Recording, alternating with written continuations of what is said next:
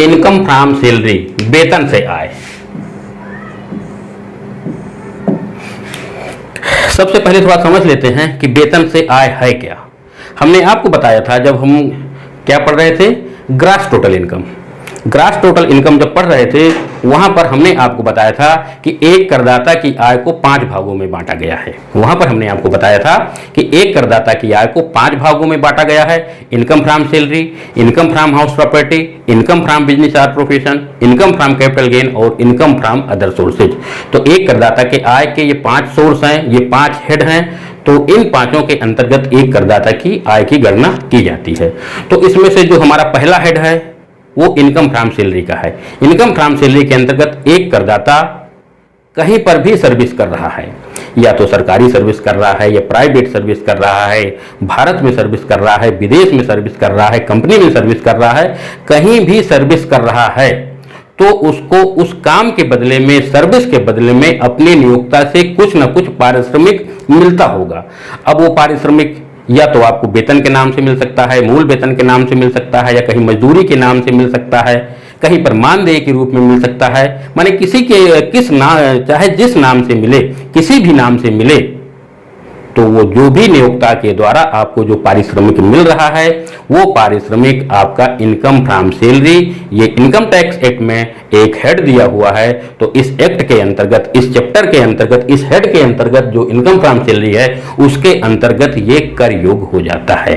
तो अब हम आपको वेतन की एक परिभाषा बता दें, इसके बाद ये बता दें कि वेतन में क्या क्या शामिल होता है। तो इनकम फ्रॉम सैलरी में वेतन एक नियोक्ता द्वारा अपने कर्मचारी को उसके द्वारा की गई सेवाओं के बदले में जो पारिश्रमिक दिया जाता है उसको वेतन कहते हैं। ये इसकी परिभाषा है कि एक नियोक्ता द्वारा अपने कर्मचारी को उसके द्वारा की गई सेवाओं के बदले में जो पारिश्रमिक दिया जाता है उसको वेतन कहते हैं। मतलब यहां पर कितने लोग हैं? 2 लोग हैं। एक तो करदाता हो गया, और करदाता को जो काम दे रहा है उसको हम क्या कहेंगे? उसको हम नियोक्ता कहेंगे। तो मतलब यहां पर नियोक्ता का होना जरूरी है, और कर्मचारी तो है ही है, करदाता तो है ही है। तो नियोक्ता उसको अपने यहां काम में लगाएगा, और जब वो काम करेगा तो उसके काम के बदले में वो वेतन देगा। तो अगर ये काम हमारा हो जाता है, मतलब नियोक्ता हो जाता है, उससे काम के बदले में पैसा देता है, तो वहां पर हमारा इनकम फ्रॉम सैलरी ये हेड लागू हो जाता है। इनकम टैक्स के अंतर्गत उसके इनकम पर, वेतन पर हम टैक्स का कैलकुलेशन करना शुरू कर देते हैं। तो एक नियोक्ता द्वारा अपने कर्मचारी को उसके द्वारा की गई सेवाओं के बदले में जो पारिश्रमिक दिया जाता है उसको वेतन या सैलरी कहते हैं। अब आयकर अधिनियम की धारा 17 की उपधारा 1 में यह दिया हुआ है कि वेतन में हम किसको किसको शामिल करेंगे।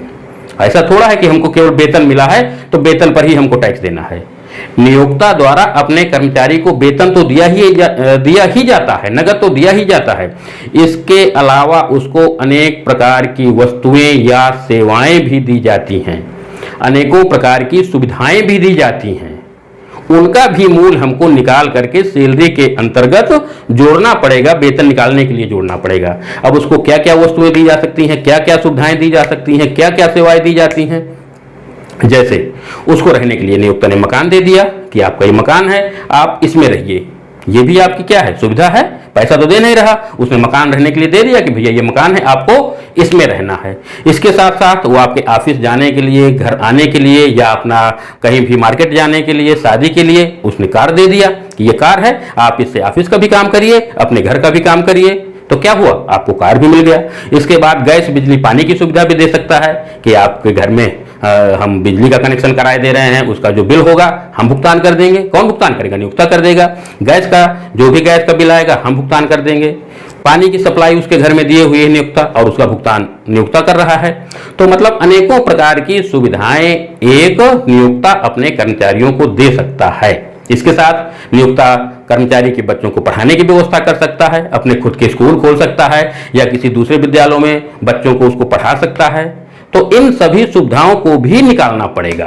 अब जैसे उसको कार मिली हुई है तो कार का मूल्य निकालना है। अब कार का मूल्य कैसे निकालना है, अपनी तरफ से तो निकालेंगे नहीं, इनकम टैक्स में कुछ प्रावधान दिए होंगे, हमको कार का मूल्य निकालना पड़ेगा। इसी प्रकार हमको मकान मिला हुआ है तो उसका भी हमको मूल्य निकालना पड़ेगा। कैसे निकालना है, उसके लिए भी इनकम टैक्स में कुछ नियम है, कुछ प्रावधान है, उन प्रावधानों के अंतर्गत हम मकान का मूल्य निकाल देंगे। इसके अलावा गैस बिजली पानी दिया हुआ है, उसका भी मूल्य हमको इनकम टैक्स के प्रावधानों के अंतर्गत निकालना है। बच्चों की पढ़ाई की व्यवस्था है, उसका भी हमको निकालना है।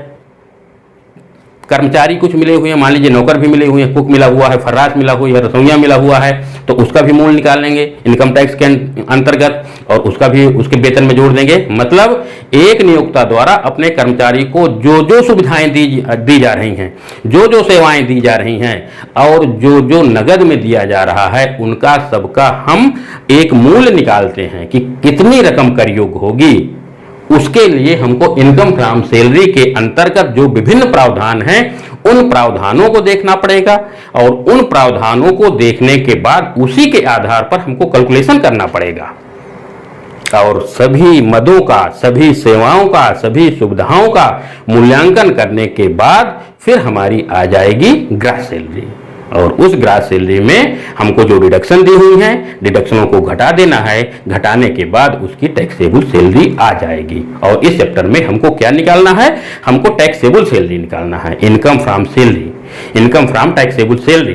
तो सैलरी निकालने के लिए हमको पूरा प्रावधान पढ़ने हैं, इनकम फ्रॉम सैलरी के जो भी हेड्स में प्रावधान दिए हुए हैं उनको पढ़ना है और पढ़ने के बाद फिर हम ये इसके टैक्सेबल सैलरी निकालेंगे। तो जैसा कि हमने आपको बताया, एक नियोक्ता द्वारा अपने कर्मचारी को उसके द्वारा की गई सेवाओं के बदले में जो पारिश्रमिक दिया जाता है उसको वेतन कहते हैं। अब आयकर अधिनियम की धारा 17 की उपधारा 1 में कुछ मदें दी हुई हैं जो वेतन में शामिल हो जाती है। कौन कौन सी मदें हैं? ये आपकी मदें ये हैं। सैलरी इंक्लूड सेक्शन 17 और उप section first, sub section first. इसमें क्या क्या हम वेतन में किनको किनको शामिल करते हैं। नंबर 1 दिया हुआ है बेसिक सैलरी आर वेजेज, या तो मूल वेतन दिया होगा, बेसिक सैलरी दी होगी या मजदूरी दी होगी। अब बेसिक सैलरी भी आपकी मूल वेतन भी कई तरह का होता है, कहीं कहीं ग्रेड पे दिया रहता है। आपको थोड़ा सा यहां बता दूं कि ग्रेड पे का मतलब क्या होता है। ग्रेड पे का मतलब होता है कि जैसे कोई कर्मचारी है, उसका दिया है कि 1 अप्रैल 2015 से ग्रेड पे 5,000, 500, 10,000, 600, 15,000 मिल रही है। 1 अप्रैल 2015 से ग्रेड पे 5,000, 500, 10,000, 600 15,000 मिल रही है। इसका मतलब क्या है कि 1 अप्रैल 2015 को जब उसका वेतन, जब उसकी सर्विस की शुरुआत हुई तो उस समय उसका वेतन था 5,000, वेतन था 5,000 और जो 500 दिया हुआ है इसका मतलब है कि प्रतिवर्ष 1 अप्रैल को ही 500 रुपए उसका वेतन बढ़ जाएगा। 500 रुपए क्या हो जाएगा, उसका वेतन प्रतिवर्ष बढ़ जाएगा और हर साल 500 रुपए तब तक बढ़ता रहेगा जब तक उसका वेतन 10,000 नहीं हो जाएगा। थोड़ा ग्रेड पे समझ लीजिए क्या होता है। उसका जब तक वेतन 10,000 नहीं हो जाएगा तब तक उसको 500 रुपया मिलता रहेगा और जब वेतन 10,000 हो जाएगा इसके बाद फिर उसको जो वृद्धि है वो 600 की मिलनी शुरू हो जाएगी। फिर 500 नहीं मिलेगा बल्कि प्रतिवर्ष 1 अप्रैल को 600 रुपए उसका वेतन बढ़ने लगेगा और 600 रुपए वेतन प्रतिवर्ष तब तक बढ़ता रहेगा जब तक उसका वेतन 15,000 नहीं हो जाएगा और जब वेतन 15,000 हो जाएगा तो उसको ग्रेड पे मिलना बंद हो जाएगी और प्रति महीने उसको 15,000 रुपए मिलता रहेगा। तो ये आपका कौन सा है, ये ग्रेड पे का होता है। तो मूल वेतन में कभी कभी आपके इस प्रकार के भी सवाल आ सकते हैं। ये जब आगे हम पढ़ेंगे, विस्तार से पढ़ेंगे तो हम ये सब आपको समझा देंगे कि मान लीजिए कि कोई गत वर्ष 2021-22 है या 2020-21 गत वर्ष है, तो उसके लिए अगर हमको कैलकुलेशन करना है तो ये वेतन कितना हो जाएगा, उसका मूल वेतन कितना हो जाएगा। तो उसका मूल वेतन 5,000 नहीं रहेगा, उसका मूल वेतन आगे बढ़ जाएगा क्योंकि हर साल आपको 500 रुपए इसमें जोड़ना भी है। तो उसके आधार पर फिर हम आपको विस्तार से आपको बता देंगे कि उसका मूल वेतन कितना बनेगा। तो यहाँ पर अगर कोई करदाता है उसको मूल वेतन मिल रहा है, चाहे ग्रेड पे मिल रहा हो चाहे फिक्स मिल रहा हो कि उसको 10,000 रुपए मासिक मिल रहा है, तो यहाँ पर एक चीज और आप ध्यान दीजिए कि जो भी आपको आइटम निकालने हैं, जो भी वेतन मिल रहा है पूरे साल का निकालना है। 1 अप्रैल से 31 मार्च आप जानते ही हैं कि गत वर्ष की पूरी आय हम निकालते हैं, 1 साल की आय निकालते हैं। गत वर्ष हमारा 1 अप्रैल से शुरू होता है, 31 मार्च को बंद होता है। तो जब हम इसके सवाल लगाते हैं तो उसका जो वेतन रहता है तो हमको 1 महीने का दिए हो अगर तो 12 से गुणा कर देना है, 12 महीने का निकाल लेना है। अगर वार्षिक दिया हुआ है तो वार्षिक हमको क्या करना है, वार्षिक को उसमें जोड़ देना है। अगर वार्षिक दिया हुआ है तो उसमें फिर गुणा करने का कोई काम नहीं, क्योंकि हमारा वार्षिक दिया हुआ है। तो ये आपको ध्यान देना है कि मतलब अगर मासिक में दिया है तो 12 से गुणा करना है, अगर वार्षिक दिया है तो गुणा नहीं करना है। अब हम देखते हैं कि वेतन में क्या क्या शामिल है। जो अभी चर्चा हम कर रहे थे, तो धारा 17 के उपधारा 1 में वेतन में हम शामिल हो जाता है बेसिक सैलरी अथवा मजदूरी। मजदूरी के रूप में भी अगर उसको मिल रहा है तो भी हमारा वेतन है। बेसिक सैलरी है तो वेतन है ही है, ग्रेड पे मिल रहा है तो भी वेतन है। इसके बाद बोनस, बोनस दिया हुआ है तो तमाम ऐसे नियोक्ता हैं जो अपने कर्मचारी को बोनस भी दे देते हैं। जैसे दिवाली आ गई, होली आ गई, तो भैया आपको 1 महीने का बोनस मिल जाएगा। 1 महीने का बोनस का मतलब है 1 महीने में जो आपको मूल वेतन मिल रहा है उसके बराबर हम आपको बोनस दे देंगे। तो 1 महीने में अगर उसको 15,000 मिल रहा है तो 15,000 रुपए वार्षिक बोनस का हो गया। तो आपको ये भी ध्यान देखना है कि सवाल में क्या कह रहा है कि बोनस आपका वार्षिक कह रहा है कि मासिक कह रहा है। अगर मासिक कह रहा है तो उसमें भी आपको गुणा करना पड़ेगा, परंतु अगर वार्षिक है तो ज्यादातर वार्षिक ही रहता है, परंतु फिर भी आपको कंडीशंस देख लेनी है। इसके अलावा अगर कोई कमीशन मिल रहा है, कमीशन अब आपका बिक्री में प्रतिशत के आधार पर भी मिल सकता है या आपको एकमुश्त मिल सकता है कि आपको वर्ष में 20,000 कमीशन मिलेगा, तो आपको लिख देना है कमीशन 20,000 और वो आपका वेतन में शामिल हो जाएगा। परंतु अगर दिया है कि कुल बिक्री का 10% कमीशन मिलेगा तो पूरी बिक्री दी होगी सवाल में। तो सवाल में दिया है कि अगर उसकी बिक्री एक साल में मान लीजिए कि 5 लाख है तो 5 लाख का 10% निकाल लेंगे और जो निकलेगा वो आपका क्या हो जाएगा, कमीशन हो जाएगा। इसी प्रकार कोई फीस के रूप में मिल रहा है और इसके बाद इंटर्न रिलीफ के रूप में, आंतरिक राहत के रूप में अगर कोई रकम मिल रही है तो वो भी आपका इसमें क्या हो जाएगा, वेतन मान लिया जाएगा और वेतन मान के वेतन में शामिल कर लेंगे। इसी प्रकार over time payment, over time payment है कभी कभी नुकता कह देते हैं कि भैया काम ज्यादा है, आप ऐसा करिए कि आपके जो कार्य के घंटे हैं 8 घंटा या 12 घंटा उसके अलावा आप काम कर दीजिए। अगर आप ओवर टाइम कर लोगे तो जितना आप ओवर टाइम करोगे उसका पैसा मैं आपको अलग से दे दूंगा। तो अगर कोई नियोक्ता ओवर टाइम काम करवा रहा है और ओवर टाइम का पैसा आपको मिल रहा है तो वो भी वेतन मान लिया जाता है और उसको भी वेतन में हम धारा 17 की उपधारा 1 के अंतर्गत उसको हम शामिल कर लेते हैं। एन्युटी, एडवांस सैलरी या एरियर्स सैलरी। एन्युटी क्या है, वार्षिकी है। तमाम नियोक्ता ऐसा कह देते हैं कि भैया हम आपको हर साल इतनी रकम अलग से देते रहें। कोई अनुबंध कर लिया कि आप हमारे यहाँ अगर सर्विस करेंगे तो हम हर साल आपको 20,000 रुपए वार्षिकी के रूप में देते रहेंगे, तो साल में एक बार आपको 20,000 रुपए वो भी मिल जाएगा। कोई कह रहा है कि हम आपको 50,000 रुपए वार्षिकी दे देंगे आप अगर हमारे यहाँ सर्विस करोगे। तो वेतन के अलावा अगर इस प्रकार की कोई सैलरी मिल रही है तो कोई एन्युटी मिल रही है तो वो भी वेतन मानी जाती है और वो भी टैक्सेबल होती है, तो उसको भी हम वेतन में शामिल कर लेते हैं और वो वेतन मान लेते हैं और उसको हम कैलकुलेशन में ले लेते हैं। एडवांस सैलरी, अगर मान लीजिए कि आपको कोई काम है, आपने कह दिया कि अगले महीने की हमको एडवांस में सैलरी दे दीजिए, तो अगर 2 महीने 3 महीने की सैलरी आपको एडवांस में मिल रही है तो वो भी आपका टैक्सेबल हो जाएगा उसी गत वर्ष में। जिस गत वर्ष आप एडवांस सैलरी लेते हैं उसी गत वर्ष में वो सैलरी आपकी टैक्सेबल हो जाएगी। इसी प्रकार अगर कोई बकाया सैलरी है, पिछले महीने, पिछले साल की, पिछले गत वर्ष की कोई सैलरी बकाया है, आपको नहीं मिली थी और इस सत्र में आपको मिल रही है, अगर उस पर टैक्स नहीं लिया गया है तो वो भी आपकी वेतन मान करके वो भी हम वेतन में शामिल कर लेते हैं। एनुअल इंक्रीजिंग एम्प्लॉयर्स RPF, देखिए रिकॉग्नाइज्ड प्रोविडेंट फंड जो होता है, प्रमाणित प्रोविडेंट फंड होता है, तो उसमें जो रकम नियोक्ता के द्वारा जमा की जाती है वो भी वेतन में शामिल हो जाता है। यहाँ पर जब हम इसी चैप्टर का हमारा जब अगला वीडियो आएगा, अगला लेक्चर आएगा, वहाँ पर जब हम आपको RPF पढ़ाएंगे, रिकॉग्नाइज्ड प्रोविडेंट फंड, इसको कहते हैं रिकॉग्नाइज्ड प्रोविडेंट फंड या प्रमाणित प्रोविडेंट फंड। इसको क्या कहते हैं, प्रमाणित प्रोविडेंट फंड।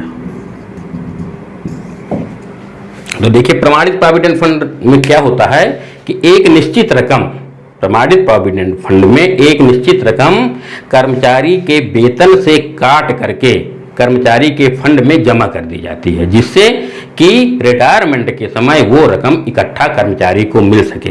तो ऐसा नहीं है कि कर्मचारी के वेतन से आपने कोई रकम काट लिया और काट करके कर्मचारी के प्रोविडेंट फंड खाते में जमा कर दिया। यहाँ पर नियोक्ता भी अपनी तरफ से कुछ रकम कर्मचारी के प्रोविडेंट फंड खाते में जमा कर देता है। तो ये हर महीने या हर साल जो रकम जमा होती है, ये पूरी रकम जमा होते होते कर्मचारी जब रिटायर होता है तो इकट्ठा रकम मिल जाती है। कहते हैं हैं कि बहुत फंड का पैसा मिला है जब कोई रिटायर होता है, तो यही रकम क्या हो जाती है, यही रकम इकट्ठा हो जाती है। तो जब ये रकम इकट्ठा हो जाती है तो वही फिर रिटायरमेंट के समय किसी कर्मचारी को मिल जाता है, या कर्मचारी की अगर अकस्मात कहीं मृत्यु हो जाती है तो उसके जो परिवार वाले हैं तो उनको वो रकम इकट्ठा मिल जाती है। तो एनुअल इंक्रीजिंग एम्प्लॉय आरपीएफ, तो इस पे नियोक्ता भी अपना कंट्रीब्यूशन जमा करता है, मतलब कर्मचारी भी अपनी वेतन से एक निश्चित रकम काट करके फंड में जमा हो जाती है और नियोक्ता अपनी तरफ से भी कुछ रकम जमा करता है। परंतु नियोक्ता द्वारा यदि कर्मचारी के वेतन के 12% से अधिक जमा किया जाता है, अगर कर्मचारी के वेतन के 12% से अधिक कर्मचारी के आरपीएफ खाते में जमा किया जाता है, तो वो ज्यादा रकम जितनी होगी वो वेतन का भाग मान ली जाएगी और टैक्सेबल हो जाएगी। तो यहाँ पर आपको ये ध्यान देना है कि नियोक्ता द्वारा यदि 12% तक जमा किया जाता है तो वो तो टैक्सेबल नहीं होगा, उसको हम वेतन नहीं मानेंगे। परंतु यदि नियोक्ता द्वारा कर्मचारी के वेतन के 12% से ज्यादा जमा किया जा रहा है, तो जो रकम ज्यादा कर्मचारी के खाते में जमा की जा रही है तो उसको हम क्या मानेंगे, उसको हम वेतन मान करके वेतन में शामिल कर लेंगे धारा 17 की उपधारा 1 के अंतर्गत। तो ये भी आपको ध्यान रखना है कि कर्मचारी के प्रमाणित प्रोविडेंट फंड खाते में अगर नियोक्ता द्वारा 12% से अधिक अंशदान जमा किया जाता है तो जितना रकम ज्यादा जमा करेंगे वो कर योग हो जाता है। अब यहाँ पर आपको ध्यान देना है कि जब ये रकम जमा की जाती है तो उस पर ब्याज भी मिलता होगा। तो जब ब्याज भी मिलता होगा तो ब्याज के संबंध में क्या प्रावधान है, देखिए ब्याज में प्रतिवर्ष उस फंड में जितनी रकम जमा हो जाती है तो जो जिस बैंक में वो जमा की जाती है तो बैंक उस पर ब्याज भी लगाता है। तो यदि ब्याज 9.5% तक जमा है, अगर ब्याज की दर 9.5% तक है तब तो ब्याज कर मुक्त हो जाएगा, मतलब उस पर आपको टैक्स नहीं देना है, उसको वेतन में हमको शामिल नहीं करना है। यहाँ पर हम ये सब पढ़ रहे हैं कि वेतन में हमको क्या क्या शामिल करना है। तो जो रकम करमुक्त है मतलब उसको हम वेतन में शामिल नहीं करेंगे, और जो रकम करमुक्त से ज्यादा होगी वो वेतन में शामिल करेंगे। तो यहाँ पर अगर बैंक द्वारा 9.5% की दर से अगर ब्याज दी जाती है, खाते में जमा की जाती है, तो 9.5% तक तो कर मुक्त है। परंतु अगर इससे ज्यादा अगर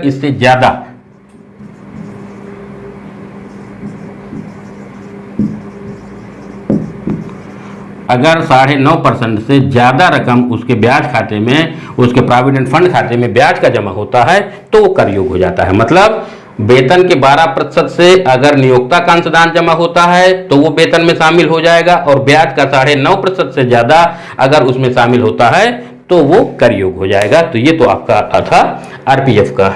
और taxable amount of transferred balance, अगला है taxable amount of transferred balance, हस्तांतरित शेष का कर योग्य भाग। अब ये हस्तांतरित शेष क्या है, हमने आपको बताया कि जब हम आपको विस्तार से पढ़ाएंगे प्रोविडेंट फंड, वहां पर पढ़ाएंगे कि जो फंड होता है, प्रोविडेंट फंड होता है, कई प्रकार का होता है, जैसे स्टेटरी प्रोविडेंट फंड, प्रमाणित प्रोविडेंट फंड, अप्रमाणित प्रोविडेंट फंड। मतलब प्रमाणित प्रोविडेंट फंड का मतलब है रिकॉग्नाइज्ड प्रोविडेंट फंड, अप्रमाणित अनरिकॉग्नाइज्ड प्रोविडेंट फंड। तो अगर कोई करदाता अप्रमाणित प्रोविडेंट फंड का सदस्य है, क्या है, अप्रमाणित प्रोविडेंट फंड का सदस्य है और उसमें उसकी कोई रकम जमा की जा रही है, परंतु वही करदाता फिर आयकर कमिश्नर से मिलकर के अपने खाते को क्या कर लेता है, प्रमाणित करा लेता है, अपने खाते को प्रमाणित करा लेता है। तो जब से अप्रमाणित प्रोविडेंट फंड में आपकी रकम जमा हो रही है और जब आपने उस रकम को प्रमाणित करा, आपने अपने खाते को प्रमाणित कराया है, इस बीच में जो रकम आपके खाते में जमा रहती है तो वो भी आपकी क्या हो जाएगी, टैक्सेबल सैलरी में उसको भी हम शामिल कर लेते हैं। क्या करते हैं, उसको भी हम टैक्सेबल सैलरी में शामिल कर लेते हैं। तो ये भी आपका अगर अप्रमाणित प्रोविडेंट फंड है, बाद में वो प्रमाणित हो गया है, तो अप्रमाणित से प्रमाणित होने की तिथि में जो बीच का समय है उसमें आपके खाते में जो पैसा है तो उसको भी आपके वेतन में शामिल कर लिया जाता है। तो वो आपका क्या हो गया, taxable amount of transferred balance, हस्तांतरित शेष का कर योग्य रकम या कर योग बैलेंस। अब है आपका contribution made by the central government under A notified pension scheme under section 80 CCD। देखिए 1 जनवरी 2004 से सरकार ने पेंशन योजना को बंद कर दिया है। आपने सुना होगा कि इधर जो नियुक्तियां हो रही हैं उसमें कर्मचारी को पेंशन नहीं मिल रही, बल्कि उसकी जगह में जो गवर्नमेंट है उसने एक स्कीम चलाई हुई है 80CCD के अंतर्गत। किसके अंतर्गत? 80CCD के अंतर्गत एक स्कीम चलाई हुई है जिसमें क्या करना है, कंट्रीब्यूशन में उसमें सरकार के द्वारा कर्मचारी के खाते में एक निश्चित रकम कंट्रीब्यूट की जाती है, जमा की जाती है। किस धारा के अंतर्गत? 80CCD। देखिए जब हम आपको ग्रास सैलरी पढ़ाएंगे, हमने आपको पढ़ाया था कि कुल सैलरी का मतलब क्या होता है। जब पहले ग्रास सैलरी निकालेंगे, ग्रास सैलरी में धारा 80C से 80U तक की कटौतियों को घटा देंगे, तो यहां पर ये क्या रहा, धारा 80CCD, मतलब 80C से 80U तक की जो कटौतियां आपको पढ़नी है वहां पर ये आ जाएगा 80CCD। तो वहां पर हम आपको और विस्तार से पढ़ा देंगे कि इस प्रकार गवर्नमेंट की पेंशन स्कीम क्या है, उसमें कितनी रकम गवर्नमेंट जमा करेगा, कर्मचारी का क्या है और उसको किस प्रकार से पेंशन मिलती है, कितनी रकम कर योग्य होती है, 12% होगा कि कम होगा कि ज़्यादा होगा। ये हम आपको तब पढ़ाएंगे जब हम आपको धारा 80CC की कटौतियाँ पढ़ाएंगे। यहाँ पर आपको यह ध्यान देना है कि सरकार द्वारा इस समय जो है पेंशन बंद कर दी गई है, बल्कि पेंशन के बदले में धारा 80CCD के अंतर्गत कुछ रकम कर्मचारी के खाते में जमा कर दी जाती है। तो जो रकम कर्मचारी के खाते में जमा की जाती है उसका एक निश्चित भाग कर योग्य होता है, तो उसको हम वेतन मान लेंगे और वेतन में भी उसको हम क्या करेंगे, शामिल कर लेंगे। तो ये आपका था 8वां। अब 9वां है इनकेसमेंट ऑफ ईयर्ड लीव। कर्मचारी को वर्ष में 1 माह की छुट्टी स्वीकृत होती है।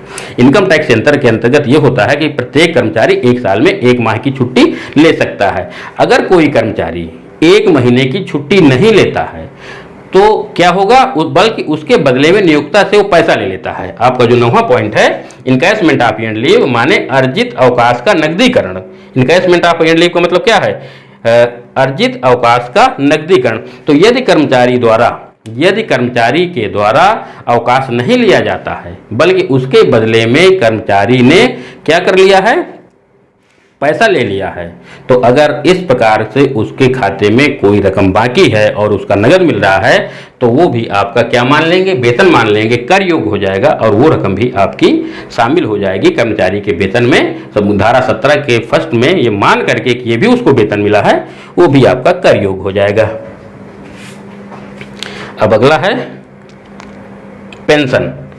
आप जानते हैं कि जब करदाता रिटायर हो जाता है, जब करदाता रिटायर हो जाता है तो क्या होता है, उसको फिर पेंशन मिलने लगती है। तो पेंशन भी आपका क्या होता है, कर योग्य होता है। अगर करदाता रिटायर होने के बाद उसको पेंशन मिल रही है तो उस पेंशन भी उसको टैक्स देना है, तो पेंशन भी उसका क्या होगा, वेतन के भाग होगी और पेंशन को भी हम यहाँ पर शामिल कर लेते हैं। तो आपका पेंशन हो गया।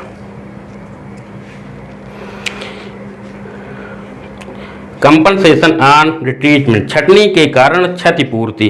क्या होता है कि कभी कभी सेवा से छटनी हो जाती है, जैसे काम कम है, मान लीजिए कि ज़्यादा मद्दी आ गई, माल ज़्यादा नहीं निकल रहा है तो नियोक्ता ने तमाम कर्मचारियों को लगाया हुआ है, अब काम नहीं हो पा रहा है, बहुत कर्मचारी ज़्यादा समझ में आते हैं, व्यवसाय में ज़्यादा काम नहीं बढ़ रहा है, ज़्यादा सेल नहीं है, तो क्या करता है नियोक्ता अपने कुछ कर्मचारियों को सेवा से छटनी कर देता है। तो ये आपका है कंपनसेशन ऑन रिट्रीटमेंट, मतलब सेवा से छटनी पर क्षतिपूर्ति। तो नियोक्ता क्या करता है, अपने कर्मचारी को काम से छटनी कर देता है कि हम आपको अब काम पर नहीं रखेंगे, बल्कि उसके बदले में आप हमसे इतना पैसा ले लो और अपना आकर जा करके या तो कहीं पर अपना काम धंधा ढूंढ लीजिए या तो हम जो आपको पैसा दे रहे हैं इससे अपना कोई काम धंधा कर लीजिए। तो अगर नियोक्ता द्वारा अपने कर्मचारियों की छटनी की जाती है, सेवा से छटनी की जाती है और उसके छटनी के बदले में कर्मचारी को कोई इकट्ठा क्षतिपूर्ति की कंपनसेशन के रूप में, क्षतिपूर्ति के रूप में कोई रकम दी जाती है, तो वो भी आपकी क्या होगी, उसका एक निश्चित भाग कर योग्य होगा। उसका क्या होगा, एक निश्चित भाग कर योग्य होगा। अब आप ये ना समझ लेना कि अगर आपके सवाल में दिया हुआ है कि सेवा से छटनी के कारण उसको 1 लाख रुपया मिला तो 1 लाख पूरा का पूरा कर योग्य हो जाएगा। उसमें भी आपको प्रावधान देखना है कि अगर छटनी के समय 1 लाख रुपया मिला हुआ है तो कितना कर योग्य होगा, कितना कर मुक्त होगा। तो ये जब हम आपको आगे चैप्टर में पढ़ाएंगे तो छटनी, सेवा से छटनी पर जो क्षतिपूर्ति है उसका पूरा हम आपको एक पूरा प्रावधान दिया हुआ है कि इतनी रकम और दूसरे पॉइंट पर इतनी रकम, इन रकमों में जो रकम सबसे कम होगी कर मुक्त होगी, वो हम आपको विस्तार से जब छटनी पढ़ाएंगे वहां पर पढ़ाएंगे। परंतु यहां पर आपको यह ध्यान देना है कि छटनी की वजह से अगर कुछ रकम मिल रही है तो उस रकम का कुछ भाग कर योग्य होता है, तो वो भी हम वेतन मान करके उसके वेतन में शामिल कर लेते हैं। और लास्ट है आपका amount received on voluntary retirement, मतलब स्वैच्छिक अवकाश ग्रहण करने पर प्राप्त रकम। अगर कोई कर्मचारी स्वैच्छिक अवकाश ग्रहण करता है, मतलब उसका मन है कि अब हमको काम से छोड़ दिया जाए, अब हम अवकाश ग्रहण करना चाहते हैं, स्वैच्छिक अवकाश ग्रहण, स्वेच्छा से अवकाश ग्रहण लेता है, तो अगर उसके बदले में उसको कोई नियोक्ता के द्वारा कोई रकम मिल रही है, स्वैच्छिक अवकाश ग्रहण करने पर प्राप्त रकम, अगर कोई रकम प्राप्त हो रही है तो वो रकम भी आपकी वेतन में शामिल हो जाती है। तो इसका भी प्रावधान है, कितनी रकम कर योग्य होगी, कितनी रकम कर मुक्त होगी, तो इसका भी आपको प्रावधान के अंतर्गत जब हम आपको सेवा से स्वैच्छिक सेवानिवृत्ति का जब पढ़ाएंगे तो वहां पर आपको इसको भी हम विस्तार से पढ़ा देंगे। तो दोस्तों ये तो था आपका वेतन में हमको क्या क्या शामिल करना है, तो ये सब आपके मदें दी हुई हैं, इन सब मदों को आपको शामिल कर लेना है। अब आपको ध्यान देना है कि वेतन निकालने का मतलब क्या है। अब जैसे मान लो कि हमको किसी कर्मचारी का वेतन निकालना है, अब हम मान लीजिए कि मिस्टर कोई रमेश हैं, तो रमेश का हमको सैलरी निकालनी है, तो ये आपकी सैलरी हो गई, ये है computation from income from salary. अब उनको क्या मिल रहा है, बेसिक सैलरी मिल रही है, तो वो हम साल भर की यहाँ रख देंगे। इसके बाद आपको उसको बोनस मिला हुआ है तो बोनस रख देंगे, ओवर टाइम अलाउंस मिला हुआ है तो वो रख देंगे, अनेकों प्रकार के कार मिली हुई है तो कार का मूल्यांकन करेंगे, हाउस रेंट अलाउंस है तो उसका मूल्यांकन करेंगे, उनको सबको मिला करके फिर हम उसको निकाल लेते हैं ग्रास सैलरी। और ग्रास सैलरी के बाद फिर हम जो कुछ कटौतियां हैं, 3 प्रकार की कटौतियां, उन कटौतियों को घटा करके उसकी टैक्सेबल सैलरी आ जाती है। तो मतलब हम उसको सैलरी निकालने में जो जो चीज़ शामिल करते हैं उन सब चीज़ों का हमने यहाँ पर अध्ययन किया है कि उसके वेतन में हम क्या क्या शामिल करते हैं। यही तो दिया हुआ है कि सैलरी में हम क्या क्या चीज़ इंक्लूड करते हैं। तो धारा 17 की उपधारा 1 में इतनी चीज़ें दी हुई हैं जिनको कि हम एक कर्मचारी के वेतन में शामिल कर लेते हैं। तो ये हमने आपको विस्तार से वेतन में क्या क्या शामिल करते हैं ये आपको बता दिया। अब नेक्स्ट पॉइंट पढ़ते हैं, भत्ते, अलाउंसेज।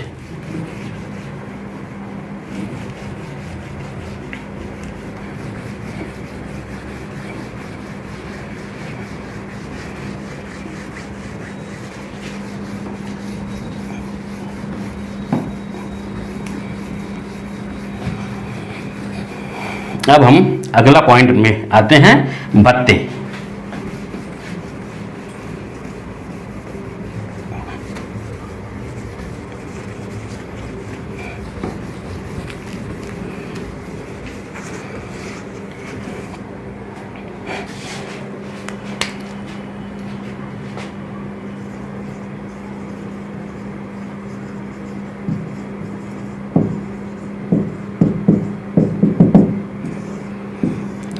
भत्ते, देखिए आयकर अधिनियम के अंतर्गत भत्ते एक बहुत ही महत्वपूर्ण चीज है। मतलब एक नियोक्ता द्वारा अपने कर्मचारी को वेतन तो दिया ही जाता है, वेतन हमने अभी आपको पढ़ा है, वो सब वेतन तो दिया जाता है, उस वेतन के अलावा अपने कर्मचारी को भत्ते भी दिए जाते हैं। अब भत्ते क्या है, भत्ते भी नियोक्ता द्वारा अपने कर्मचारी को उसके द्वारा जो नगद में भुगतान किया जाता है उसको भत्ते कहते हैं। देखिए यहाँ पर आपको 2 प्रकार की चीज़ों को ध्यान देना है। नियोक्ता द्वारा कर्मचारी को जो नगद दिया जाता है वो तो आपके भत्ते हो गए, परंतु जो सेवाएं या सुविधाएं दी जाती हैं, क्या दी जाती हैं, सेवाएं दी जाती हैं या सुविधाएं दी जाती हैं, उनको हम क्या कहते हैं, उनको हम परक्विजिट्स कहते हैं, अनुलाभ कहते हैं। तो यहाँ पर हम आपको केवल वो चीज़ बता रहे हैं, भत्ते जो नगद मिलते हैं। भत्ते हमेशा क्या मिलते हैं, नगद मिलते हैं। तो एक नियोक्ता द्वारा अपने कर्मचारी को उसके द्वारा की गई सेवाओं के बदले में वेतन के अतिरिक्त, अभी हमने क्या पढ़ा, वेतन के अतिरिक्त जो अन्य नगद भुगतान किए जाते हैं उनको भत्ते कहते हैं। उनको क्या कहते हैं, भत्ते कहते हैं। अब देखिए इनकम टैक्स एक्ट के अंतर्गत भत्ते 3 प्रकार के होते हैं। भत्ते कितने प्रकार के होते हैं, 3 प्रकार के होते हैं। Number 1 fully taxable allowance, fully taxable allowance.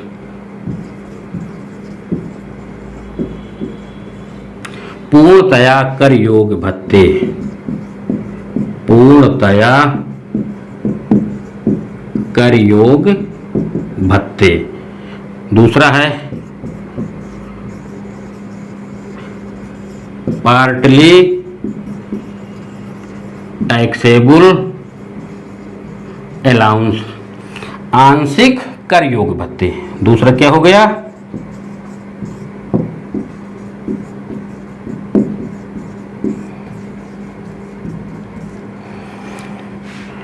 और सी नंबर है आपका फुली एग्जेम्प्टेड अलाउंस।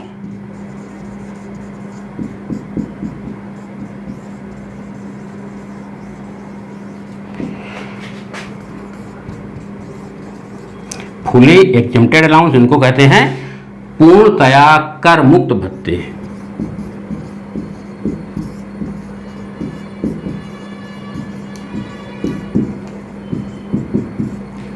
पूर्णतया कर मुक्त भत्ते। अब देखिए थोड़ा समझ लीजिए कि ये क्या है। जैसा कि हमने अभी आपको बताया कि जो आपके भत्ते हैं वो नियोक्ता द्वारा अपने कर्मचारी को वेतन के अतिरिक्त जो नगद भुगतान किया जाता है उसको हम भत्ते कहते हैं। नियोक्ता द्वारा अपने कर्मचारी को उसके द्वारा की गई सेवाओं के बदले में जो वेतन के अतिरिक्त नगद भुगतान किया जाता है उसको हम क्या कहते हैं, उसको हम भत्ते कहते हैं। अब भत्ते तीन प्रकार के होते हैं। भत्ते कितने प्रकार के होते हैं? भत्ते तीन प्रकार के होते हैं। नंबर एक क्या है? Fully taxable. Fully taxable allowance या पूर्णतया कर योग भत्ते से मतलब ये होता है कि ऐसे भत्ते जिनकी पूरी रकम कर योग होती है। मतलब कुछ भत्ते ऐसे होते हैं, अभी हम आपको बताएंगे कि तीनों प्रकार के भत्ते कौन कौन से हैं, उनकी हम आपको पहचान बता देंगे। तो कुछ भत्ते ऐसे होते हैं जिनकी पूरी रकम कर योग होती है। जैसे आपका दिया हुआ है महंगाई भत्ता, क्या दिया हुआ है? Dearness allowance. और ये दिया हुआ है 2000 रुपये मासिक। कितना दिया है? 2000 रुपये पर मंथ दिया हुआ है, पर मंथ। तो आपको एक साल का महंगाई भत्ता निकालना है तो एक महीने कितना हो जाएगा? 2000 गुणे 12 बराबर 24,000। माने तो इसका मतलब क्या हुआ कि ये जो आपका पूरा 24,000 है ये पूरा का पूरा टैक्सेबल हो जाएगा। तो क्या भत्ता, कौन सा भत्ता हुआ? ये फुली टैक्सेबल। इस पर कोई भी रकम कर मुक्त नहीं है, पूरी की पूरी रकम कर योग हो जाती है। तो फुली टैक्सेबल अलाउंस हम उन भत्तों को कहते हैं जिनकी पूरी रकम कर योग हो जाती है। कोई भी आपको रकम कर मुक्त नहीं होती है और पूरी रकम कर योग हो जाती है। तो ये भत्ते कौन कौन से हैं? अब तो ये आपको हो गए फुली टैक्सेबल अलाउंस जिनकी पूरी रकम कर योग होती है।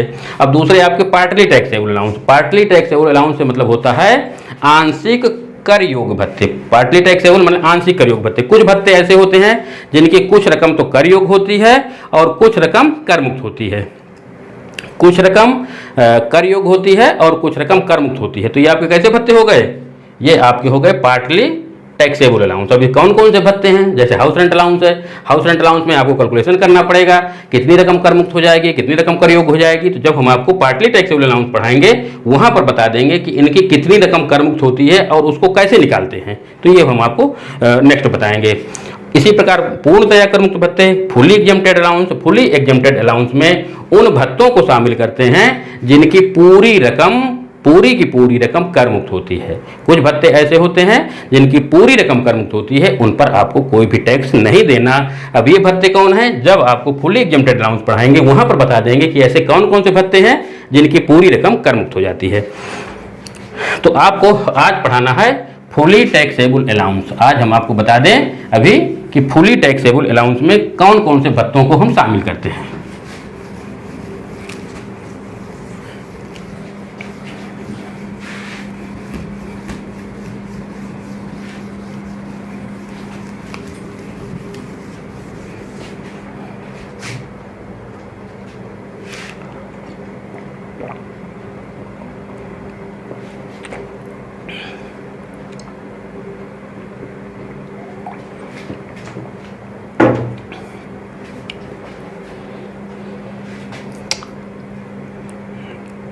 आपका जो पहला है नंबर ए,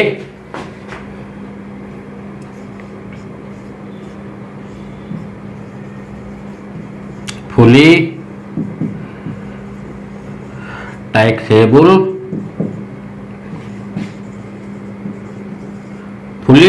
अलाउंस पूर्णतया कर योग भत्ते।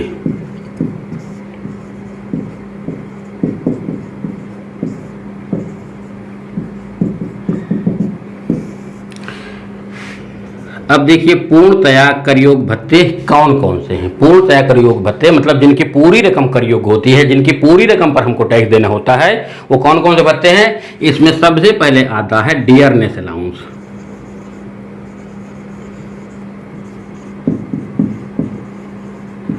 डियरनेस अलाउंस मतलब इसको हम कहते हैं महंगाई भत्ता। अब महंगाई भत्ता कौन सा है। महंगाई भत्ता जानते हैं कि प्रत्येक कर्मचारी को महंगाई भत्ता मिलता है। जो महंगाई बढ़ रही है तो सरकार उसी के आधार पर महंगाई भत्ता भी हर कर्मचारी की बढ़ाता रहता है। तो ये वेतन के अलावा महंगाई भत्ता मिलता है।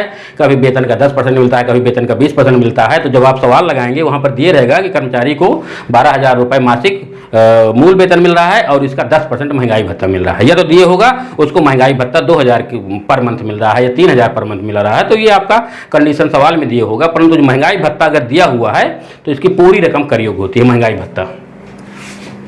दूसरा, कभी कभी महंगाई भत्ता महंगाई वेतन के नाम से दिए रहता है। किस नाम से दिए रहता है। महंगाई वेतन के नाम से। तो ये कभी कभी डियरनेस पे के नाम से दिया हुआ है। तो आप ये समझ जाना कि ये महंगाई भत्ता ही है। कभी कभी ये महंगाई वेतन के नाम से दिया रहता है, महंगाई वेतन। इसके बाद number 3 city compensation allowance. City compensation allowance, शहरी क्षतिपूरक भत्ता, इसको हम कहते हैं शहरी क्षतिपूरक भत्ता। अब शहरी क्षतिपूरक भत्ता कब मिलता है। जैसे कोई कर्मचारी है वो किसी बहुत बड़े शहर में काम कर रहा है, बहुत बड़े शहर में काम कर रहा है, तो वहाँ पर महंगाई ज़्यादा होगी। जब महंगाई ज़्यादा होगी तो उनको अलग से नियोक्ता सिटी कंपनसेशन अलाउंस दे देता है, CCA दे देता है कि भैया जो यहाँ पर महंगाई चूंकि ज़्यादा है तो आप हमसे 1,000 रुपये मासिक या 2,000 रुपये मासिक शहरी क्षतिपूरक भत्ता या सिटी कंपनसेशन अलाउंस ले लो। तो अगर इस प्रकार का कोई भत्ता मिल रहा है सिटी कंपनसेशन अलाउंस के रूप में, तो ये भी आपका कैसा है, फुली टैक्सेबल अलाउंस है और इसकी पूरी रकम करयोग हो जाती है। इसी प्रकार रूरल अलाउंस, रूरल अलाउंस ग्रामीण भत्ता। जिस प्रकार शहरी क्षतिपूरक भत्ता मिलता है इसी प्रकार ग्रामीण भत्ता भी मिलता है। गांव में कोई भी कर्मचारी जाने के लिए तैयार नहीं है, गांव में कोई भी सर्विस करने के लिए तैयार नहीं है। लोग ज़्यादातर सोचते हैं कि हमको शहर में ही सर्विस करने को मिले, शहर में ही हमको काम मिले। तो सरकार गांव में कर्मचारियों को उत्सुकता बढ़ाने के लिए, कर्मचारियों को गांव में काम करने के लिए प्रेरित करने के लिए, किस लिए, प्रेरित करने के लिए ये ग्रामीण भत्ता देती है, रूरल अलाउंस देती है कि भैया आपको फला ग्रामीण क्षेत्र में सर्विस करना है, आपको हम ग्रामीण भत्ता के रूप में, रूरल अलाउंस के रूप में इतनी रकम आपको भत्ते के रूप में देंगे। तो ये इस प्रकार कर्मचारी को दे दिया जाता है। यदि कर्मचारी को ग्रामीण क्षेत्रों में काम करने को प्रोत्साहित करने के लिए अगर सरकार द्वारा रूरल अलाउंस या ग्रामीण भत्ता दिया जाता है तो ये पूरा फुली टैक्सेबल अलाउंस है और इसकी पूरी रकम करयोग हो जाती है। पांचवा है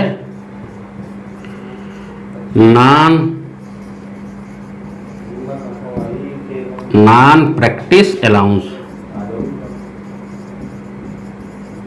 प्रैक्टिस न करने का भत्ता।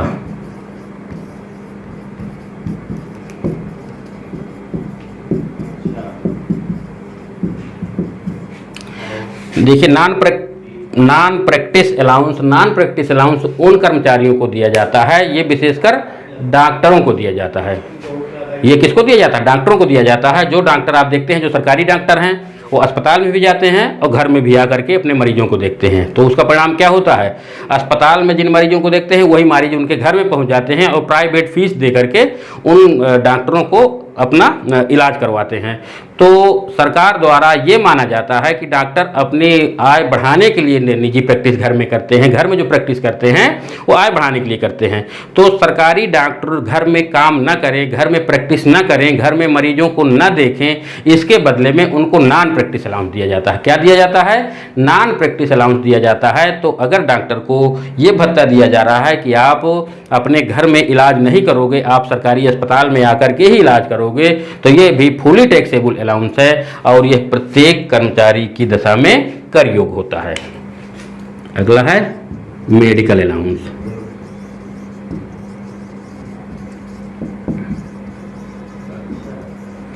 चिकित्सा भत्ता।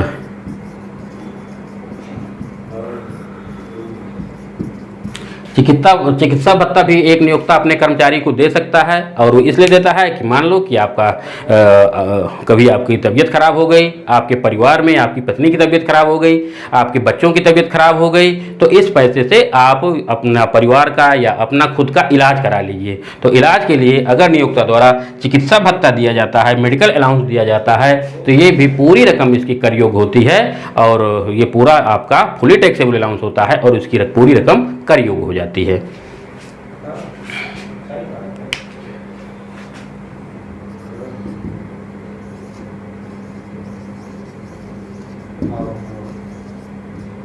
ओवर टाइम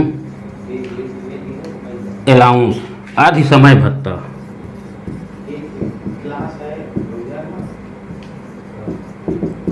आधि समय भत्ता का मतलब है अगर नियोक्ता अपने कर्मचारी से ओवर टाइम काम कराता है, उसके जो काम करने के घंटे निर्धारित हैं उनके अलावा अगर वो काम लेता है कि आप ओवर टाइम कर लीजिए, उसके बदले में भी अगर कोई उसको पैसा दिया जाता है, कोई धनराशि दी जाती है ओवर टाइम अलाउंस के रूप में, तो भी पूरी फुल्ली टैक्सेबल अलाउंस है, पूरी रकम कर योग होती है, और उस पर आपको पूरा टैक्स देना है। तो ये आपका हो गया ओवर टाइम अलाउंस। इसके बाद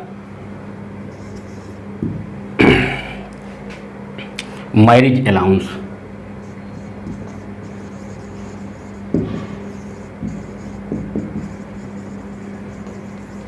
विवाह भत्ता।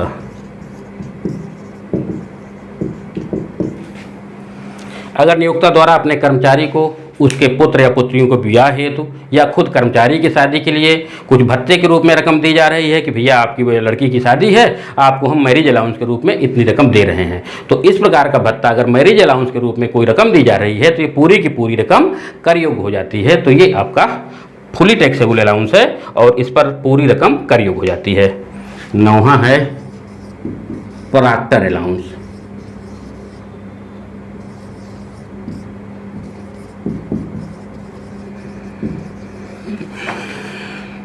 प्रॉक्टर भत्ता।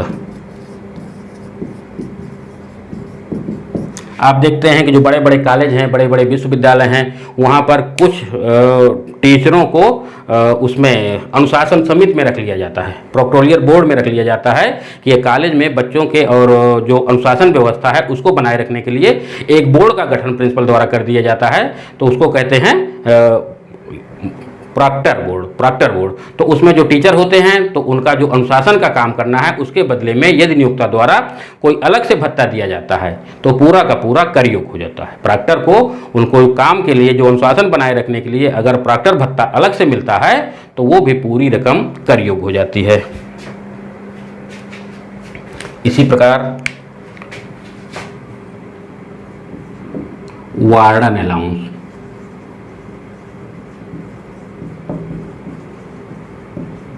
वार्डन अलाउंस मतलब वार्डन भत्ता। आप देखते हैं कि जो बड़े बड़े कॉलेज हैं वहाँ पर हॉस्टल भी होते हैं, हॉस्टल में देखभाल करने के लिए कुछ टीचरों को नियुक्त कर दी जाती है, उनको छात्रावास अधीक्षक कहते हैं या वार्डन कहते हैं। तो अगर किसी टीचर को इस प्रकार से वार्डन के रूप में नियुक्त किया जाता है तो उनको भी इसके बदले में पैसा मिलता होगा, भत्ता मिलता होगा, तो जो भी भत्ता मिलता है वो पूरा का पूरा कर योग्य हो जाता है। तो ये आपका वार्डन अलाउंस हो गया। अब डिप्यूटेशन अलाउंस।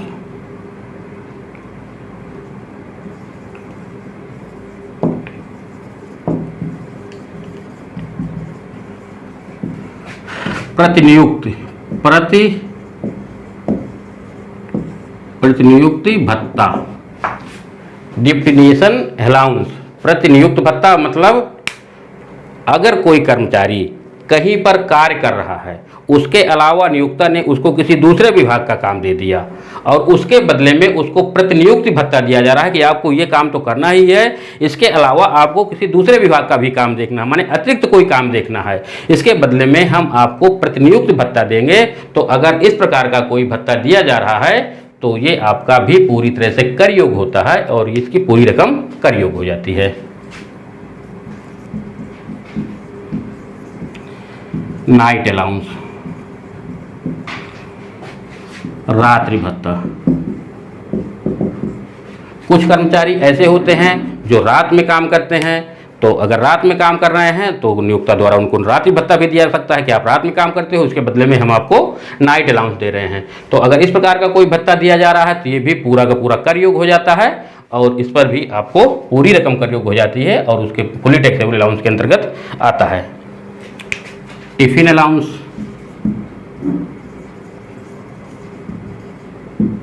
टिफिन अलाउंस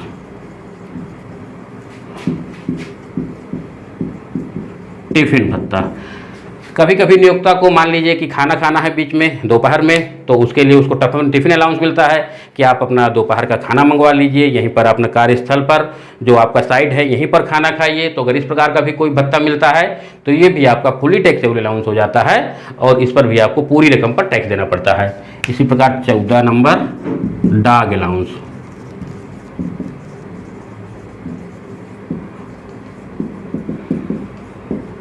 कुत्ता भत्ता। अगर कुछ कर्मचारी ऐसे हैं जो कुत्ते का शौक रखते हैं, कुत्ता पालते हैं, तो नियोक्ता द्वारा कह दिया जाता है कि भैया आप कुत्ता भत्ता हम आपको देंगे, अगर आप कुत्ता रखे हुए हैं, कुत्ता पाले हुए हैं तो उसकी जगह में हम आपको डॉग अलाउंस देंगे। तो अगर नियोक्ता द्वारा अपने कर्मचारी को कुत्ता भत्ता दिया जाता है तो ये भी फुली टैक्सेबल अलाउंस है और इसका पूरा का पूरा जो है तो ये कर योग हो जाता है। सर्वेंट अलाउंस,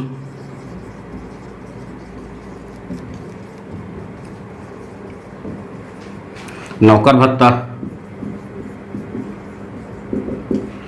अगर नियोक्ता द्वारा अपने कर्मचारी को नौकर भत्ता दिया जा रहा है, सर्वेंट अलाउंस दिया जा रहा है कि आप अपने काम के लिए कोई नौकर रख लीजिए, इस नौकर के द्वारा अपना काम कराइए, चाहे ऑफिस का हो चाहे घर का हो, तो अगर इस प्रकार का सर्वेंट अलाउंस भी उसको दिया जा रहा है तो ये भी फुली टैक्सेबल अलाउंस में आता है और इसकी भी पूरी जो भी राशि होगी पूरी की पूरी कर योग हो जाती है और उस पर पूरा टैक्स देना पड़ता है, पूरी रकम पर आपको टैक्स देना पड़ेगा। तो ये आपके कुछ फुली टैक्सेबल अलाउंस थे जिनकी पूरी रकम कर योग होती है और इन पर पूरी रकम पर आपको टैक्स देना है। एक नियोक्ता द्वारा अपने कर्मचारियों को ये भत्ते दिए जा सकते हैं, जरूरी नहीं है कि पूरे भत्ते दिए जा सकें, इनमें से कुछ भत्ते दिए जा सकते हैं, कुछ नहीं दिए जा सकते, कुछ नियोक्ता द्वारा कोई नाम से दिया जा सकता है, दूसरे नियोक्ता द्वारा दूसरे नाम से दिया जा सकता है। परंतु ये जो भत्ते हैं ये कैसे भत्ते हो गए, ये फुली टैक्सेबल अलाउंस हो गए, इनकी पूरी की पूरी रकम कर योग होती है। तो ये हमारा था फुली टैक्सेबल अलाउंस।